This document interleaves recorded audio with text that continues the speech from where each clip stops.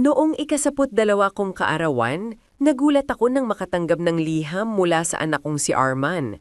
Matagal na kaming hindi nagkita, 4 na taon kung tutuusin. Wala man lang tawag nung nagkasakit ako sa high blood, wala ring bumati nung Pasko. Kaya nang dumating ang sobre sa ilalim ng pinto, kinabahan ako. Walang pangalan sa labas, taning 3 salita lang sa loob. Mag-impake ka. Biyahe sa Biyernes, 10 a.m. Batangas Port. Sa ibaba, pirma ni Arman. Wala nang iba. Matagal kong tinitigan ng liham habang unti-unting lumamig ang kapeng iniinom ko. Bakit gayon? Bakit bigla? Pero sa likod ng kaba, may bahagyang kilig. Siguro, sabi ko sa sarili, baka nagbago na siya. Pagdating ng Biyernes, maaga akong nagpunta sa pier. Ang dagat sa Batangas ay tila salamin, talmado pero may lalim na hindi mo agad mabasa. Nakita ko si Arman sa malayo, kumakaway, nakapolo, nakangiti, parang dati nung hindi pa siya lumalayo. Nasa tabi niya si Lara, maganda, maayos, pero malamig ang yakap nang batiin ako. Sumakay kami sa MV Isla Bonita, isang lokal na cruise ship na patungong Cebu. Hindi ito marangya pero maaliwalas. May mga pamilya, magkasintahan, at ilang turista. Binigyan nila ako ng sariling kabina. Maaliwalas, may maliit na bookshelf, at may lumang retrato naming 3. Ako, si Arman, at ang yumaong asawa kong si Mario. Naalala ko gusto mo ang ganitong tanawin, ma, sabi ni Arman habang nakatanaw sa dagat. Napangiti ako. Matagal ko nang hindi marinig ang salitang ma mula sa kanya. Kinagabihan, sabay kaming naghapunan. Si Lara mismo ang nagbuhos ng tsaa sa tasa ko bago pa ako makakuha ng tubig. Chamomile, ma, pamparelax, sabi niya. Si Arman naman ay tinadtad ang isda ko na parang batang minamasdan. Magaan sa pakiramdam, parang bumabalik ang bate. Ngunit habang nakikinig ako sa alon sa labas ng bintana, may kung anong katahimikan na hindi ko maipaliwanag. Hindi ito payapa, parang hangin bago bumagyo. Kinabukasan, maaga akong nagising. Tahimik pa ang buong barko at ang taning maririnig ay ang dagundong ng makina at hampas ng alon sa ilalim. Habang nakatanaw ako sa dagat, napansin kong mabigat ang ulo ko. Parang kulang sa tulog, kahit maaga akong nahiga kagabi. Ipinagkibit balikat ko lang iyon. Baka dala lang ng hangin o ng edad. Pagbaba ko sa maliit na dining area, sinalubong ako ni Lara na nakangiti. Good morning, Maluz. Tamang-tama, may bagong timplang tsaa ako. Galing daw sa Baguio, pampababa ng stress. Sabi niya, sabay abot ng tasa. Mabango, may halong mint at amoy halaman. Sinimsim ko ng marahan. Ngunit ilang lagok pa lang, parang may bumigat sa dibdib ko. Hindi ako nahihilo, pero parang may ulap sa isip ko. Lumabo ng bahagya ang paningin ko. Napatingin ako kay Lara. Patuloy lang siya sa pagsasalita tungkol sa mga wellness retreats na gusto nilang simulan sa Cebu. Paulit-ulit niyang sinasabi, Ma, deserve mong magpahinga. Huwag ka nang magtrabaho sa bookstore mo. Ngumiti lang ako. Hindi ko sinabi na ilang taon na rin akong nabubuhay sa maliit kong tindahan ng lumang libro sa lipa. Ang mga araw ko roon ay tahimik, may kape, may mga suking estudyante. Bakit kaya bigla nila akong nayayaya sa ganitong bakasyon? Bandang tanghali, nagpunta kami sa viewing deck. Si Arman, may hawak ng lemonade. Subukan mo to, ma, gawa sa kalamansi, sabi niya. Nilasahan ko pero may kakaiba. Hindi masama, pero may pait na parang bakal. Tumanggi ako at sinabi kong gusto ko na lang ng tubig. Pagbalik ko sa kabina, muling bumigat ang katawan ko. Lumamig ang mga palad at napansin kong nanginginig ng kaunti ang mga daliri ko. Pinilit kong magpahinga, Pero may kaba sa dibdib na hindi ko maalis. Habang nakahiga, naisip ko ang huling beses na nagkasama kami ni Arman, 4 na taon. Gabi na ng ikalawang araw sa biyahe. Nasa main dining hall kami ni Arman at Lara. Mas maraming tao ngayon. May banda, may ilaw at halakhak na mga pasahero. Pero ako, tahimik lang. Pinagmamasdan ko silang dalawa habang magkatabing kumakain. Parang perpektong mag-asawa. Maganda sa paningin, pero malamig ang pagitan nila. Habang iniikot ko ang tingin, napansin kong may batang waitress na tila hindi mapakali. Payat, maputla, at halatang pagod. Lumapit siya sa amin para maglagay ng bagong kubyertos. Nang inilapag niya ang aking tinidor, may marahang kumislap sa ilalim ng mesa. Bahagya niyang inabot ang kamay ko, tila aksidenteng nasagi, pero may iniwan siya. Isang maliit na piraso ng napkin, nakatiklop. Walang pangalan, walang design. Nang palihim kong silipin, nangingingig ang laman ng dibdib ko. Tumawag ka sa 911, may nilagay sa tsaa mo. Nanlamig ang buong katawan ko. Muntik ko nang mabitawan ng baso pero ngumiti ako na parang walang nangyari. Tinupi ko ang napkin at dahan-dahang isinilid sa pitaka. Lunok ko ang takot. Ma, okay ka lang? Tanong ni Lara, ngiting peke. Oo, medyo napagod lang siguro. Sagot ko. Nang mag-alok siyang magbungos ulit ng tsaa, ngumiti ako at tumanggi. Tubig na lang iha. Sayang, pamparelax sana. Sagot niya sa taykindat kay Arman. Pinilit kong kumain, pero bawat subo parang tinik. Habang nagkukwento si Arman tungkol sa bagong negosyo raw niya sa Singapore, hindi ako nakikinig. Ang iniisip ko lang, sino ang waitress na yon? At bakit niya ako binalaan? Pagbalik ko sa kwarto, isinara ko agad ang pinto at inilak. Binasa kong muli ang sulat. Sinisigurong hindi ko lang na-imagine. Totoo ito. May nagsusulat, may nakakita, may panganib. Lumapit ako sa salamin. Maputla ako. Mamumutla rin ang mga labi ko. Naisip kong baka nga nilagyan nila ng kung ano ang inumin ko. Naupo ako sa gilid ng kama, nakatidig sa papel na nanginginig pagitan ng mga daliri ko. Sa labas, maririnig ang hampas ng hangin sa alon. Pero sa loob ng kabina, tanging tibok ng puso ko lang ang ingay. Hindi ko alam kung kanino ako dapat magtiwala. Pero isang bagay ang malinaw. May nagbabantay at may gustong mawala ako. Kinabukasan, nagdesisyon akong huwag bumaba para mag-almusal kasama sina Arman at Lara. Nagkunwari akong masama ang pakiramdam. Pero sa totoo lang, gusto kong obserbahan ng kilos nila mula sa malayo. Nanatili ako sa maliit kong balkonya, nakaupo habang pinagmamasdan ng dagat na tila walang katapusan. Sa tabi ko, nakapatong ang nakatiklop na napkin, ang babala. Makalipas ang ilang minuto, narinig kong kumatok sa pinto. Malus, gusto mo bang ipasundo kita ng pagkain? Sigaw ni Arman mula sa labas. Hindi na anak, kape lang ang kailangan ko. Sagot kong pilit na kalmado. Pagkatapos niyang umalis, lumabas ako ng kabina at nagtungo sa cafe sa mid-deck. Doon, tahimik lang ang mga pasahero. May nagbabasa, may nagkakape, may magkasintahang nag-aaway sa isang sulok. Umupo ako sa pinakadulo kung saan tanaw ko ang pinto. Ilang minuto pa, pumasok ang waitress na nag-abot ng note kagabi. Nakasuot pa rin siya ng uniforme, ngunit halata sa mukha ang kaba. Habang nag-aayos siya ng mesa sa malapit, napansin kong may maliit masulat sa loob ng palad niya. Hindi ito tinta ng ballpen, parang marker. Nang ibinuhos niya ang kape sa mesa sa tabi ko, nakita ko ng malinaw. Isang numero. Pinasadahan ko ng tingin ng paligid bago siya tumingin sa akin.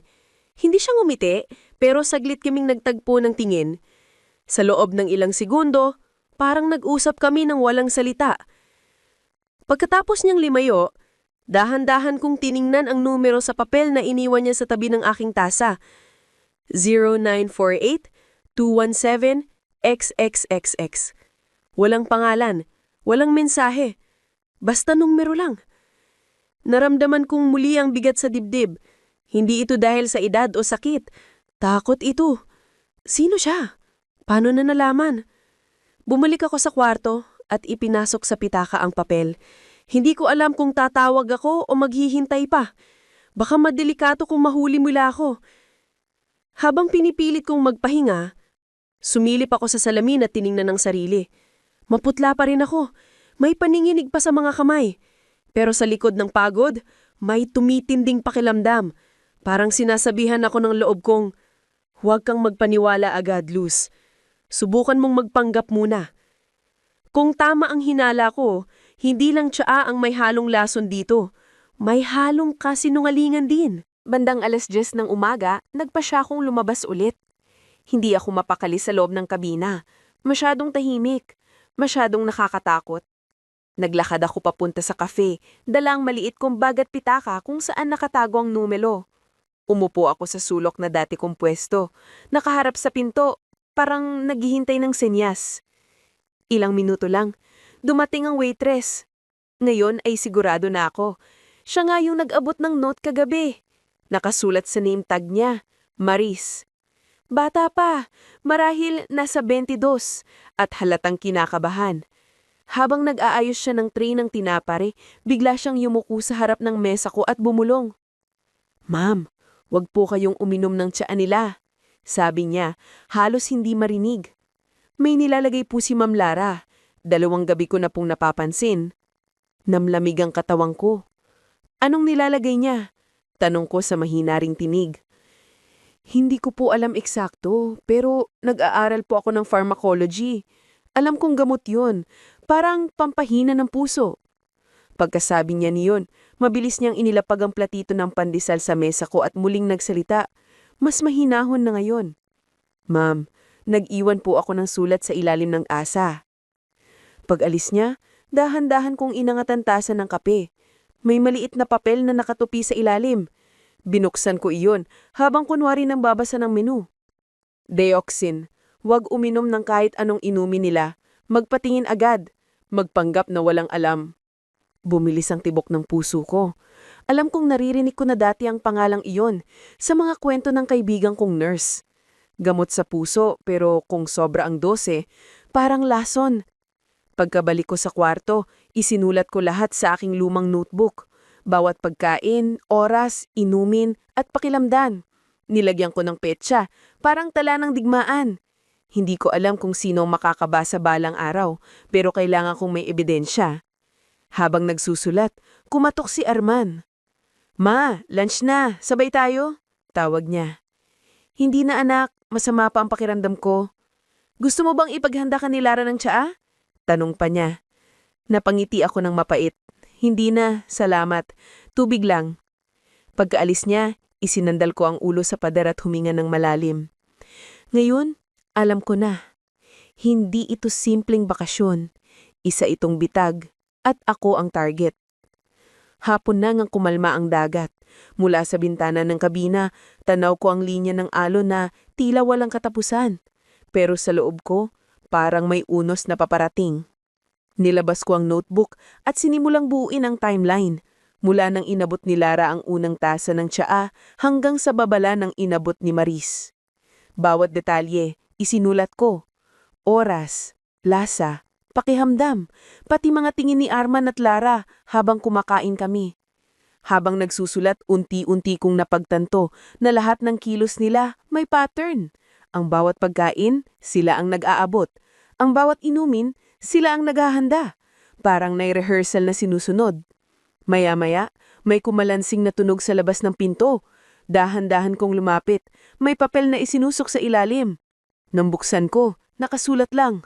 Kabina 212, 12 ng hating gabi. Walang pirma, pero pamilyar ang sulat. Si Maris. Kinabahan ako, pero may halong pag-asa. Baka ito na ang pagkakataon para malaman ko ang totoo. Inilagay ko sa ilalim ng una ng papel at buong araw nagkunwari ako maayos. Kumain ako kasama nila sa tanghalian, nakikinig sa mga kwento ni Arman tungkol sa bagong condo unit raw sa Cebu na gusto nilang ipatira sa akin. Mas matahimik doon ma, sabi ni Lara. Habang naglalagay ng lemon sa tubig ko, Wala nang kayangang alalahanin, may kasama pa kayong nurse. Ngumiti ako at tumanggo. Maganda yan, pero pag-isipan muna natin. Sa loob-loob ko, tumitibay ang hinala ko. Gusto nilang alisin ako, hindi para sa kabutihan ko, kundi para sa mana. Pagsapit ng gabi, isinara ko lahat ng bintana, inihanda ang maliit kong bag at itinago ang notebook sa ilalim ng coat. 11:30 pa lang, gising na ako. Tahimik ang barko, tanging alingaw-ngaw ng makina ang maririnig.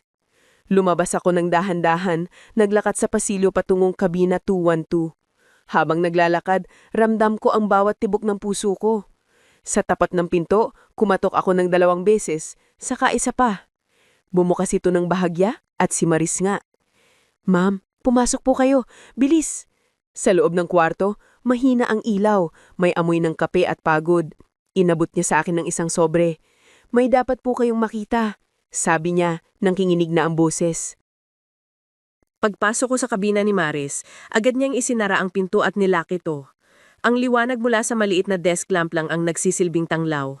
Sa sahig, may ilang papel, mga resibong na punit at lumang tray ng pagkain. Pasensya na ma'am ha, sabi niya. Wala po akong oras mag-ayos, pero kailangan niyo tong makita. Inabot niya sa akin ang sobre. Nang buksan ko, 3 larawan ng bumungad. Mga kuha mula sa CCTV ng barko. Unang litrato, si Lara, nakatungo sa mesa may hawak na maliit na bote habang pinupuno ang tasa ng tsaa. Pangalawa, si Arman, nasa labas ng klinik ng barko, hawak ang plastic bag na may logo ng parmasya. Pangatlo, larawan ng pinto ng kabina ko. May aninong nakayuko, parang may isinusuksok sa ilalim. Nanginginig ang kamay ko. San mo nakuha to, Maris? May kaibigan po akong intern sa security office. Naawa po siya nang marinig kong may kakaibang nangyayari sa inyo. Pero ma'am, delikado to. Kung malaman nilang kinuha namin, pareho tayong mapapahamak. Hindi ako nakasalita. Parang biglang umikot ang mundo ko. Naisip ko ang lahat ng taon ng sakripisyo. Ang perang ipinadala ko kay Arman noong nag-aaral pa siya. Ang bahay na itinayo ng yumaong asawa kong si Mario para sa amin.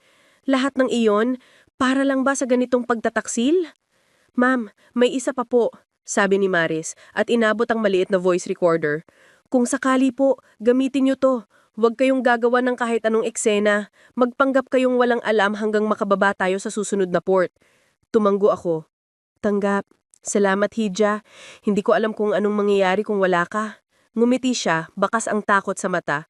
Ma'am, umalis na po kayo bago mag 1 a.m. May duty po akong darating. Mag-ingat po kayo. Pagbalik ko sa kabina, isinara ko ang pinko at ipinasok ang mga larawan sa ilalim ng unan. Naupo ako sa kama, nakatingin sa kisame, habang bumabalik-balik sa isip ko ang imahe ni na Arman at Lara.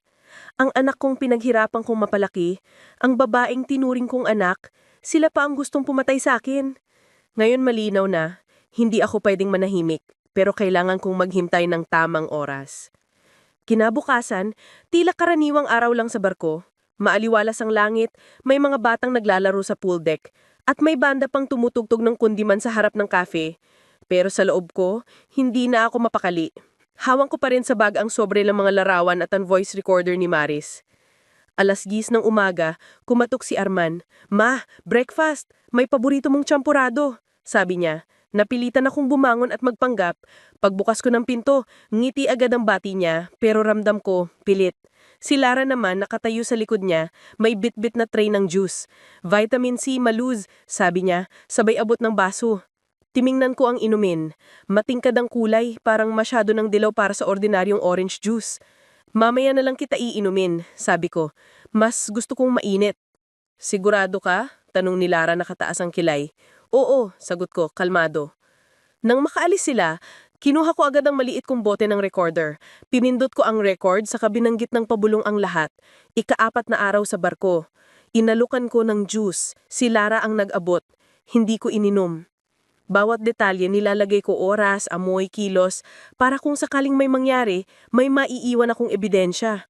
Tanghali na nang nakaramdam ako ng kakaiba. May kumatok na staff sa pinto at nag-abot ng envelope. From the management, ma'am, sabi niya. Pagbukas ko, may nakasulat na maliit. Huwag kayong umasa sa tulong ng kapitan. Nakausap na nila. Walang lagda pero alam kong si Maris na naman. Lumipas ang oras na mabigat ang dibdib ko. Alam kong delikado na ang sitwasyon. Dapat makagawa ako ng hakbang bago sila ang mauna. Ngunit kailangan kong magpanggap. Kaya nang naghapunan kami, ngumiti ako, nakisabay sa kwento ni Arman tungkol sa bagong negosyo niya raw sa real estate sa Cebu. Pag-uwi natin ma, may magandang balita ako, sabi niya habang pinupuno ang baso ko. Sigurado akong matutuwa ako anak, sagot ko, pinipigil ang galit. Ngunit sa loob-loob ko malinaw na.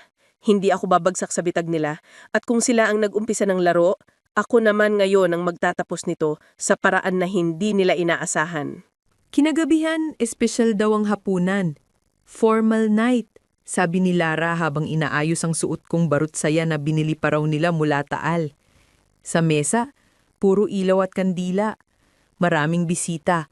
May mga sumasayaw, may mga nagkakantahan. Pero sa gitna ng kasiyahan, ramdam kong may masama silang binabalak. Umupo ako sa pagitan nila.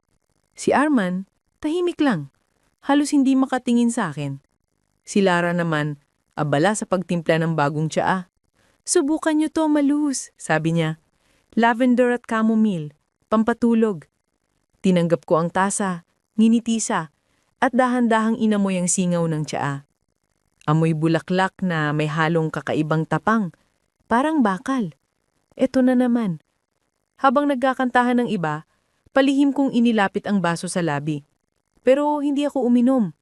Itinabi ko lang sa gilid. Masarap ba? Tanong ni Lara, nakatingin ng diretsyo. Mainit pa, sagot ko. Ngiti ang takip ng kaba. Pagkalipas ng ilang minuto, tumayo si Arman para kumuha ng dessert. Nang wala siya sa mesa, sinamantala ko ang pagkakataon. Kinuha ko ang panya ko at palihim kong ibinuhos ang laman ng tasa sa loob ng aking bag. Naramdaman ko ang bahagyang init na tumago sa tela, pero tiniis ko. Pagbalik ni Arman, ngumiti ako. Salamat sa treat anak, masaya akong kasama kayo ulit. Ngumiti rin siya, pero parang pilit. Siyempre ma, alam mong mahal ka namin. Hindi ako sumagot. Alam kong sa mga salitang iyon, may halong kasinungalingan. Pagbalik ko sa kabina, mabilis kong inilabas ang bag at sinuri ang panyo. May naiwan pang patak ng tsaa. Tinanggal ko iyon gamit ang maliit kong tissue at inilagay sa isang ziplock bag. Naisip ko, baka sakaling magamit kung kailangan ng ebidensya. Habang nilalak ko ang ilaw, muli kong pinindot ang voice recorder. Hindi ko ininom. Wala silang alam. Magpapatuloy akong magpanggap. Umhiga ako. Gising ang isip. Sa labas, maririnig ang hampas ng hangin sa mga bakal ng barko. Ngunit sa bawat pag-ihip ng hangin, mas tumitindi ang tibok ng puso ko. Hindi dahil sa takot, kundi sa galit. Kung akala nila isa akong matandang madaling linlangin, nagkakamali sila. Hindi nila alam, ang lason nila hindi umiepekto sa taong matagal nang marunong tumikim ng pait. Makalipas ang ilang oras, eksaktong 12:00 ng hating gabi, bumangon ako. Tahimik ang buong barko. Tanging ungong ng makina at hampas ng alon ng maririnig. Isinuot ko ang jacket ko, inilagay sa bulsa ang voice recorder at notebook at maingat na lumabas ng kabina. Habang naglalakad ako sa pasilyo, pinakiramdaman ko ang paligid. Ang bawat yapak ko sa sahig ay parang tunog ng tambol sa gitna ng katahimikan. Sa bawat pintong nadaraanan ko, iniisip ko, baka naroon sina Arman o Lara, nakamasid. Pagdating ko sa kabina 212, kumatok ako ng 2 beses, saka isa pa. Bumukas ito ng bahagya at sumilip si Maris. Ma'am, bilis po, bulong niya. Sabay hila sa akin papasok. Mahina lang ang ilaw sa loob. Sa mesa, may laptop, ilang papel at 3 larawan na nakita ko kagabi. Ngunit ngayon, may idinagdag siya. Isang USB flash drive. Dito po lahat ng kopya, ma'am. May CCTV video. Kita kung paano nilagyan ni Ma'am Lara ng likido ang tasa nyo. May kuha rin ng anak nyo na bumibili ng gamot sa pharmacy bago umalis ang barko. Parang natimaan ng kuryente ang buong katawan ko. Sigurado ka bang totoo to? Tanong ko. Opo, ma'am. Kaibigan ko po ang taga-security. Pero kailangan nating mag-ingat. Pinapatahimik daw siya ng mga kasama ni Sir Arman. Napahawak ako sa dibdib ko. Hindi ko alam kung ano ang mas masakit. Ang katotohanan o ang pagkatanta kong ang anak kong minahal ko buong buhay, siya mismo ang nagplano ng kamatayan ko. Ma'am, may plano po ako. Bulong ni Maris. Bukas ng umaga may docking tayo sa Puerto Princesa. Kung makalabas kayo roon, pwede kayong tumawag sa kapitan o sa pulis. Ako na po ang bahala rito. Tumanggo ako. Halos hindi makapagsalita. Salamat anak, hindi ko ito makakalimutan. Ngumiti siya ng bahagya. Ma'am, buhay niyo po yan. Kailangan niyong iligtas. Paglabas ko, mahigpit kong hinawakan ng USB. Dahan-dahan akong naglakad pabalik sa kabina. Pilit pinapakalma ang sarili. Pero bago ko maisara ang pinto, narinig kong may mahinang yabag sa pasilyo. Tila may nakamasid. Napatigil ako. Hingal at pawis ang palad. Paglingon ko, wala ng tao. Pero sa hangin, may bumubulong na babala. Hindi ka naligtas. Kinabukasan, tila walang kakaiba. Maagang kumatok si Arman, dala ang tray ng almusal. Ma, nagpa-deliver ako para hindi ka nalalabas. Baka mapagod ka na naman, sabi niya. Sa tray, may omelette, prutas at isang basong orange juice na parang kumikislap sa araw. Ngumiti ako, pilit. Salamat anak, ang bait mo talaga. Magpahinga ka pagkatapos kumain, sagot niya. Mamayang hapon, may gusto sana kaming pag-uusapan ni Lara. Pagkaalis niya, mabilis kong itinapon sa lababo ang juice. Pagkatapos, inilabas ko ang voice recorder at nagsimulang mag-ulat muli. Arman ang nagdala ng pagkain, may juice, hindi ko ininom. Naghahanda sila ng kung anong pag-uusapan mamayang hapon. Pagdating ng 3:00, kumatok muli si Lara. Ma Luz, pwede po ba tayong mag-usap sandali? Dala niya ang isang maliit na folder. Nakangiti, pero matalimang mga mata. Bakit hijya? Tanong ko. Para sa inyo po ito, mga dokumento lang. Proposal ng bagong tirahan. Kondo sa Cebu. Mas ligtas, mas tahimik. Kami na po ang bahala sa lahat. Binuksan ko ang folder. Nandoon ang mga papel. Power of attorney, property transfer, at ilang dokumentong pamilyar sa akin. May mga dilaw na sticky note pa kung saan ako dapat pumirma. Ah, ito pala yung gusto niyong pag-usapan. Sabi ko, tinutupi ang folder. Sige, babasahin ko muna. Ngumiti si Lara. Of course, Ma Luz. Gusto lang namin na maging madali lahat. Ayaw naming ma-stress ka. Pagkaalis niya, inilagay ko agad sa ilalim ng unan ang folder. Alam kong yun na ang plano.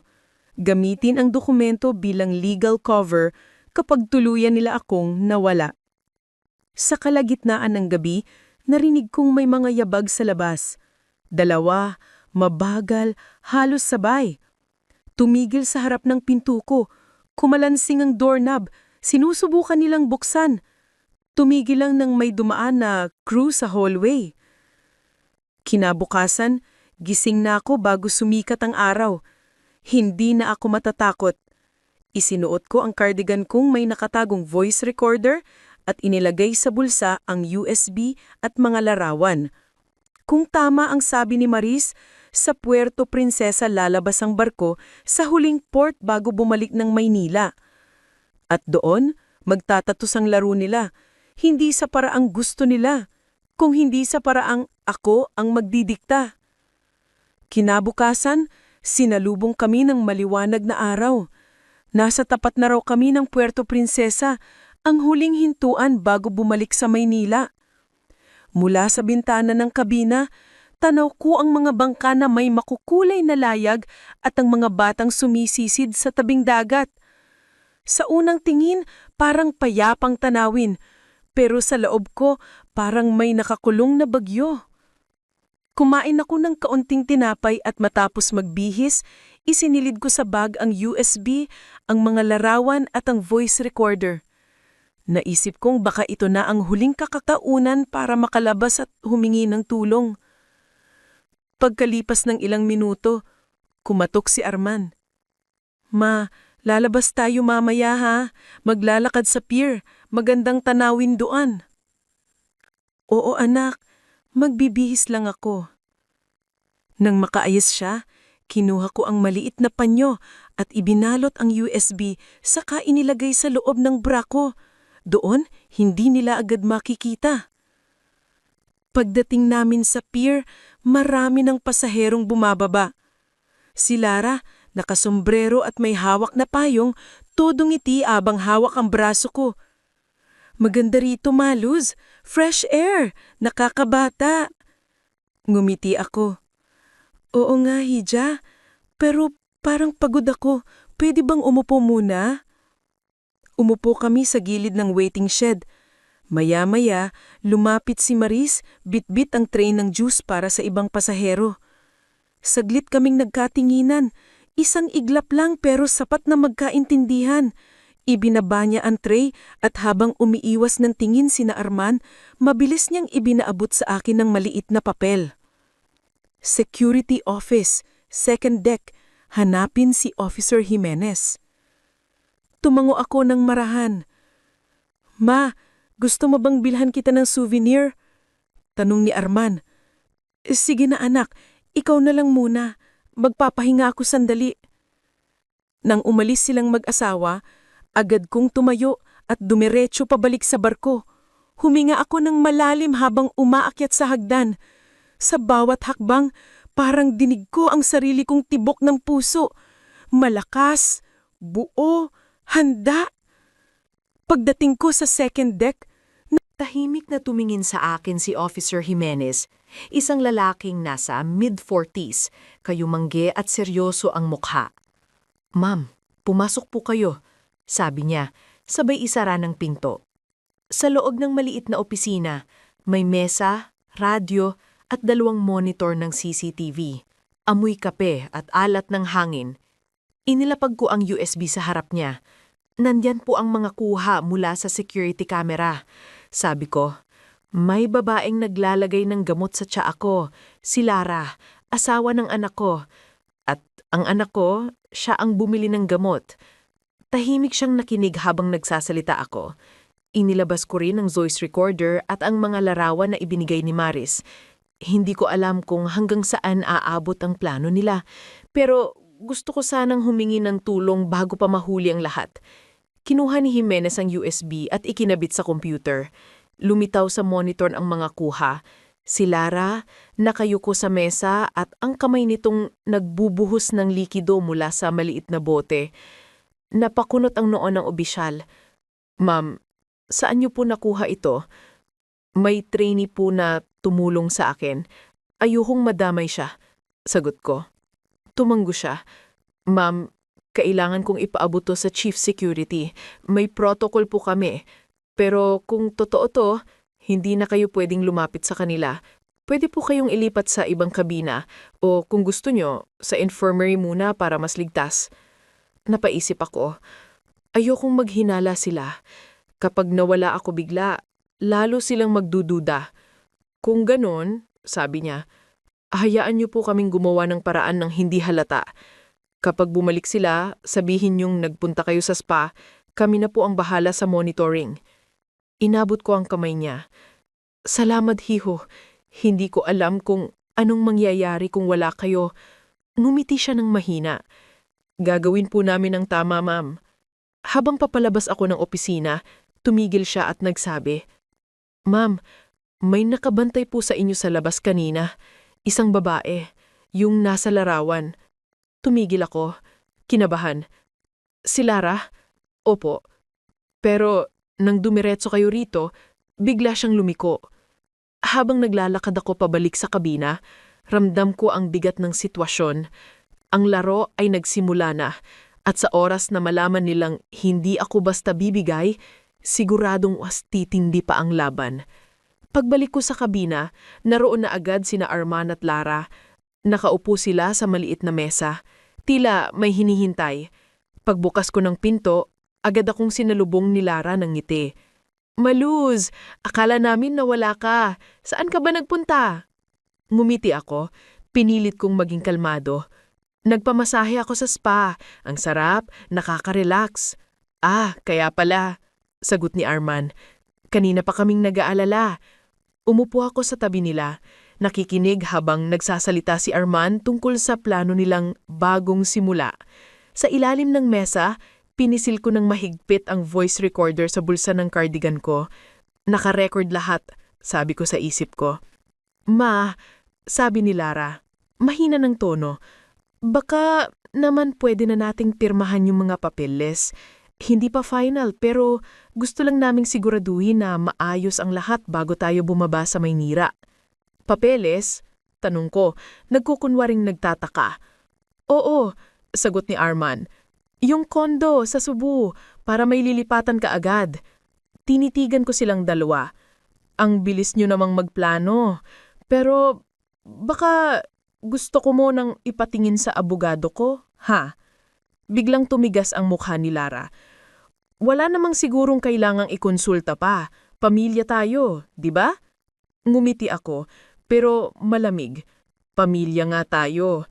Kaya siguro gusto kong siguraduhin na walang mali eh. Sandaling katahimikan ng bumalot sa atin. Tumingin sila sa isa't isa. Mabilis, puno ng tensyon. Alam kong hindi nila inaasahan ang sagot ko. Ma, hindi mo ba kami pinagkakatiwalaan? Tanong ni Arman, mababa ang boses. Tiwala? Yan ang pinakamahalaga na tinuturo ko noon sa mga estudyante ko.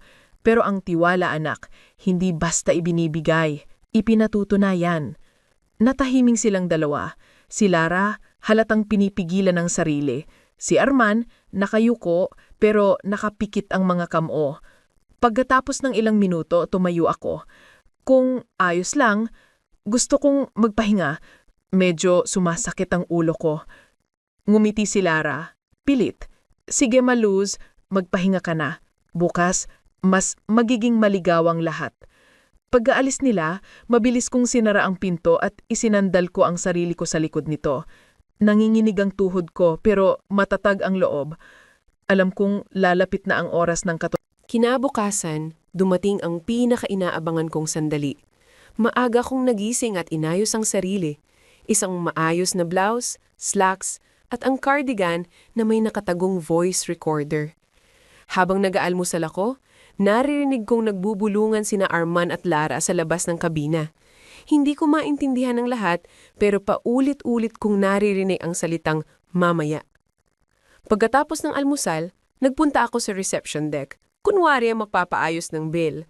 Doon ako sinamahan ni Officer Jimenez na para bang normal na usapan lang ang ginagawa namin. Sa ilalim ng mesa, iniabot niya sa akin ang maliliit na papel. Naipasa na sa kapitan. Nasa surveillance na rin. Maghintay na lang kayo ng signal. Tumanggo ako. Salamat, Hiko. Sana matapos na to ng payapa. Pagbalik ko sa dining hall, nakaupo na silang dalawa, nakangiti na parang walang nangyari. Ma, may magandang balita kami, sabi ni Arman. Pakakailangan nating bumaba ng mas maaga sa port mamaya. May business meeting lang. Ganun ba? Sagot ko, kalmado. Sayang, gusto ko pa sanang mag-enjoy sa huling gabi natin. Habang kumakain, si Lara ay muling nagbuhos ng tsaa sa tasa ko. Pamparelax Maluz, para sa magandang tulog. Ngumiti ako. Salamat hiha. Kung inilapit ko ang tasa sa labi ko, pero hindi ko ininom. Sa ilalim ng mesa, naka-on na ang voice recorder. Anak, sabi ko sa tono ng isang ina, bakit ba bigla kayong nagbago? Naaalala mo nung bata ka pa, Arman? Ako mismo ang gumising sa'yo para pumasok sa eskwela. Ako yung nagsakripisyo para matapos mo ang kolegyo. Tumingin siya sa akin, tila nagulat. Ma, wag na nating pag-usapan yan. Hindi ko maiiwasan, anak. Kasi ngayong tinitingnan ko kayo, naiisip ko kung anong nangyari sa mga taong pinalaki to. Si Lara, halos hindi makatingin. Si Arman, napasandal at napahinga ng malalim. Ma, hindi mo naiintindihan. Gusto lang naming mapadali ang lahat. Para sa'yo rin. Ngumiti ako ng mapait. Mapadali? Para saan, anak? Para sa mana? Para sa bahay na pinaghirapan ng tatay mo?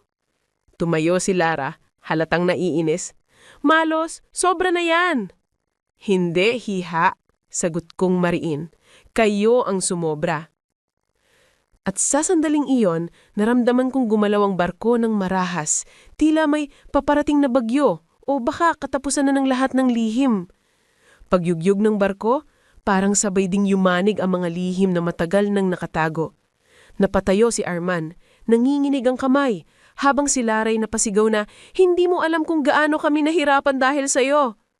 Tahimik lang akong nakatingin sa kanila, pero sa loob ko, bumabalik lahat. Ang mga gabing nagtitinda ako ng kakanin para mapatapos siya.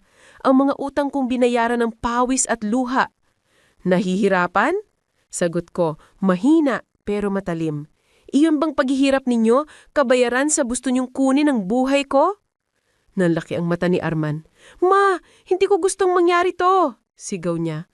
Pero hinayaan mo, sagot ko, sabay dampot sa tasa ng tsaa. Ilang beses mo kong binapainom nito, ha? Natigil siya. Si Lara, tahimik pero matigas ang mukha. Plano lang yan noon, pero hindi mo sana kailangang malaman. Hindi ko kailangang malaman? Ulit ko, halos nanginginig sa galit. Kung hindi dahil kay Maris, patay na siguro ako ngayon. Nang marinig niya ang pangalan ni Maris, napatingin si Lara. So siya pala. Alam ko nang may kinalaman siya rito, sabi niya. Malamig ang tono. Bago pa siya makalapit, may sumigaw mula sa kabilang bahagi ng dining hall. Security! Huwag kayong gagalaw! 3 crew ang pumasok, kasama si Officer Jimenez. Agad nilang pinalibutan sina Arman at Lara. Anong ibig sabihin nito? Sigaw ni Lara, pilit na kalmado. May ebidensya kaming natanggap, sabi ni Jimenez. Galing mismo sa CCTV at sa USB na isinubmit ni Ma'am. Nagulat si Arman. USB? Tumato ako. Marahan. Oo anak, hindi ko kailangang patunayan kung gaano kitang mahal, pero ngayon alam kong mas mahal ko ang sarili kong kaligtasan. Sinubukan ni Arman lumapit pero hinawakan sila ng crew. Ma, please, sabi niya, naningilid na ang luha. Hindi ko gustong makarating sa ganito. Pinilit lang ako ni Lara. Tumigil ka, sigaw ni Lara. Halos pasigaw na umiiyak. Wala kang tapang. Lahat to para sa atin. Pero malayong mangyari na may signal si Arman.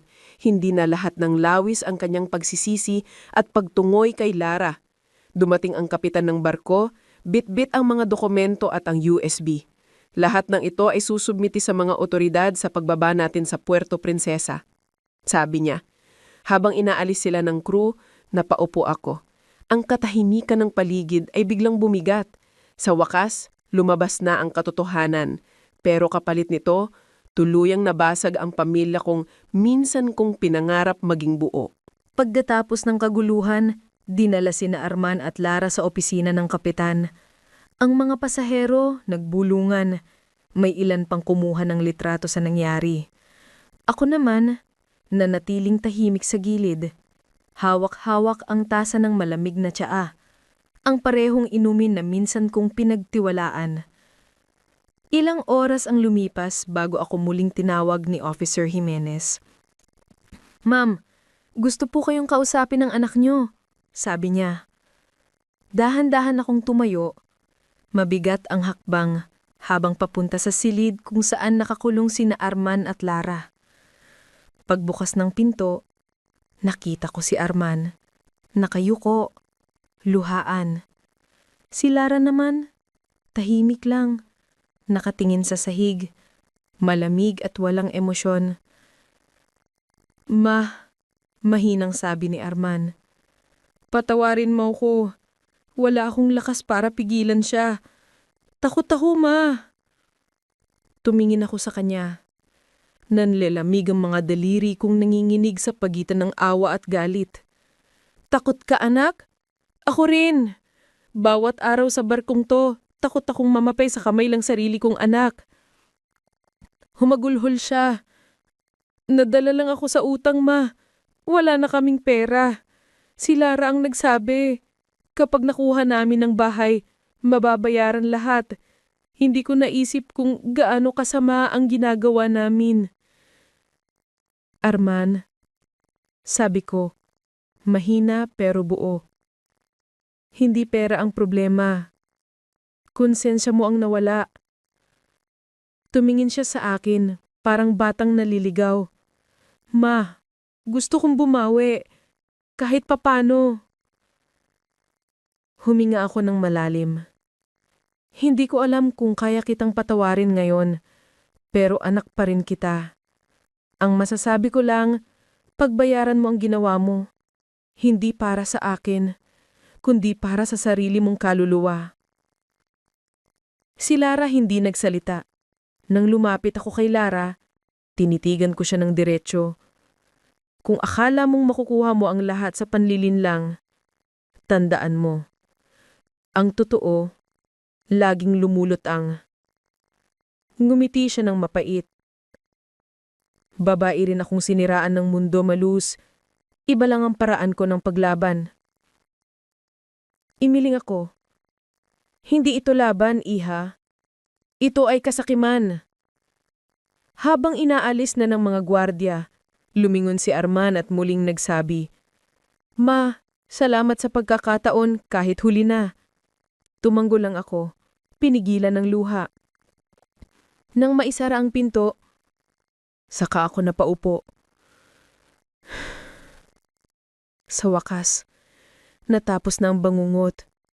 Pero sa puso ko, alam kong may sugat na hindi nagagaling kailanman. Pagkaraan ng lahat ng nangyari, muling lumayag ang barko pabalik ng Maynila. Tahimik ang buong paligid. Walang tugtugan. Walang tawanan. Parang ang bawat pasahero ay naging saksi sa isang kwentong hindi nila inaasahan. Ako naman, nakaupo sa deck, nakatingin sa dagat. Ang hangin ay malamig, pero sa unang pagkakataon, hindi ko na ito ikinatatakot. Lumapit si Officer Jimenez, dala ang tasa ng kape. Ma'am Luz, ligtas na po kayo. Nasa kustodya na sila sa ilalim ng barko. Pagdating sa Maynila, ihahatid na agad sa pulis. Salamat, iho. Hindi ko alam kung paano ko kakayanin kung wala ka at si Maris. Ngumiti siya. Ginawa lang namin ang tama, ma'am. Tumingin ako sa dagat. Minsan mahirap paniwalaan na ang panganay kong anak, kaya akong ipahamak. Pero siguro yun ang aral ng buhay. Hindi mo kailangang palaging intindihin ang dahilan, basta alam mong pinili mong mabuhay. Tahimik siyang tumanggo, saka iniwan akong mag-isa. Sa di kalayuan, nakita ko si Maris, nakatayo sa tabi ng railing, nakatingin din sa dagat. Lumapit ako sa kanya, dala ang maliit kong bag. Ma'am, hindi ko alam kung paano ko kayo makakalimutan. Hindi ako bayani, ginawa ko lang ang tama. Ngumiti ako, hinawakan ng kamay niya. Ang gumawa ng tama, iha. Minsan, yun ang pinakamatapang na magagawa ng tao. Inabot ko sa kanya ang maliit na sobre. Para sa pag-aaral mo, huwag mong anggihan. Ay, Ma'am Luz, hindi po kailangan. Pagdating ng barko sa Pier 15 sa Maynila, sinalubong kami ng mga pulis at media. Ramdam ko ang pag-aalangan ng mga crew habang naglalakad ako pababa ng gangplank. Sa tabi ko, nakamasid si Officer Jimenez, habang nakapila sa kabilang bahagi sina Arman at Lara, parehong nakaposas. Mabilis silang sinakay sa pulis na van. Si Arman, kahit nakayuko, ay lumingon pa rin sa akin. Sa mga mata niya, may halong pagsisisi at pagkalito. Si Lara naman walang imik, diretsyong nakatingin sa lupa. Ma'am Luz, gusto niyo po bang magpahinga muna sa terminal lounge? Tanong ni Jimenez. Hindi na, iho. Gusto ko lang umuwi. Paglabas ko ng pantalan, sinalubong ako ng mainit na hangin ng lungsod. Ingay ng jeep, sigaw ng tinderang nagbebenta ng taho at amoy ng usok. Matagal ko ring hindi narinig ang ganitong kalansing ng Maynila. Parang sinasabing, buhay ka pa. Pagdating sa bahay, sinalubong ako ng kapitbahay kong si Aling Bebang, ang matandang tsismosa pero mabait. Ay, Ma'am Luz, akala namin di ka na babalik. Nakita ka raw sa TV. Ngumiti ako, mahina. Oo, medyo mahaba ang kwento. Anak mo raw yun sa balita? Diyos ko po. Tumanggulang ako. Buhay naman ako, yun ang mahalaga. Pumasok ako sa bahay.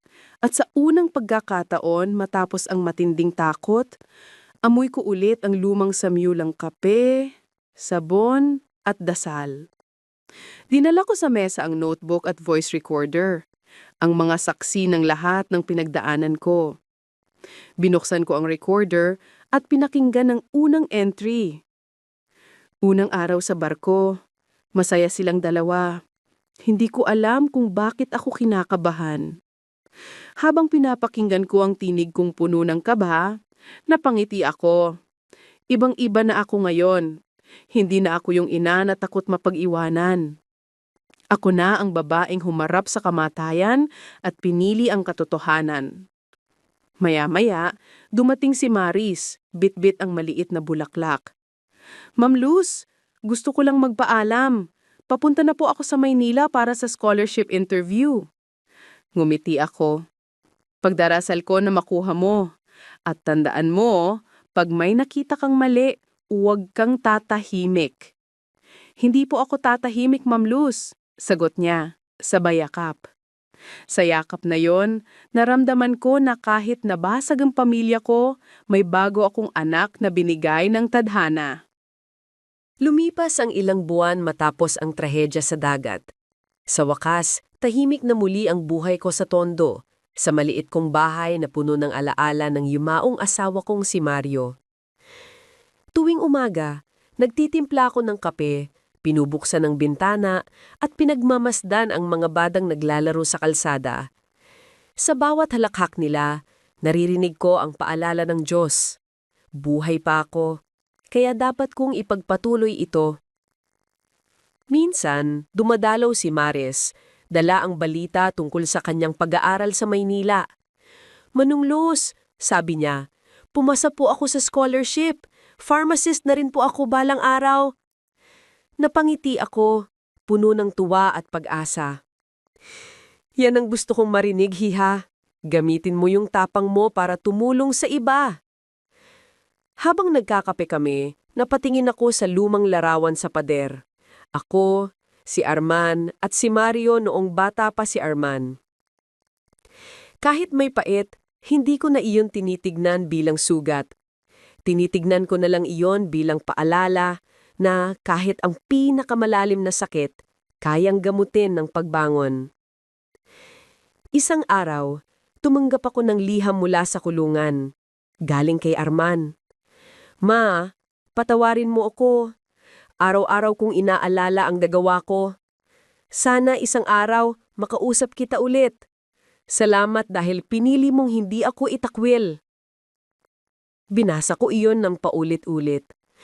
Walang luha ang lumabas, pero may kakaibang bigat sa dibdib ko. Isinara ko ang sobre, itinago sa loob ng aking lumang notebook at mahinang bulong ang nasabi. Anak, hindi ko kailanman itatakwil ang dugo ko, pero kailangan mong pagbayaran ang ginawa mo. Kinagabihan, nagsindi ako ng kandila sa altar ni Mario. Tapos na, Mario, bulong ko. Buhay pa ako. Salamat sa gabay mo. At sa liwanag ng kandila, tila naramdaman ko ang init ng kanyang presensya. Pahitahimik, mapayapa. Sa labas, nag-umpisang tumugtog ang mga batang naglalaro ng gitara, sabay sigaw ng mga kapitbahay na nagbebenta ng balot. Simple lang, pero dun ko naramdaman ang tunay na ginhawa. Hindi ko alam kung kailan ko muling makikita si Arman, pero ngayon, buo na ako. Sa bawat sikat ng araw, pinapaalala sa akin ng buhay na kahit gaano kalalim ang sugat, may pag-asang sumikat muli ang liwanag.